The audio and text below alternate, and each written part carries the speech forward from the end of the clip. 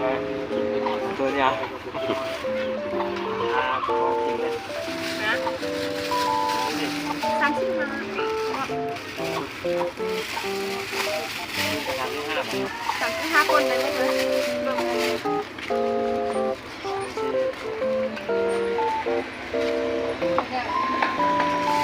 หมักใหม่หมักใหม่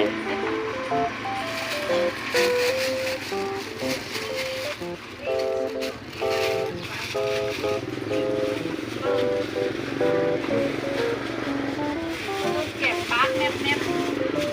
ไปที่สลาแล้ว 30ว่า ยิงสลามาแล้ว 3,000 จี้3,000เดี๋ยวนะ 3,000เนาะ มาเอามาที่ตัวใด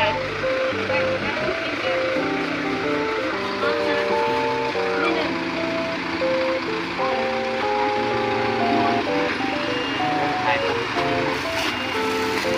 ขายปุ๊บได้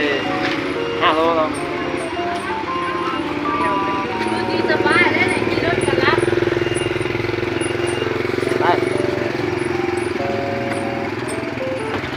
บรรยากาศตลาดน้ำพุน ว่าเราจะถึงกินหรือว่า เอาอย่าง ว่า เก็บพุงเนาะ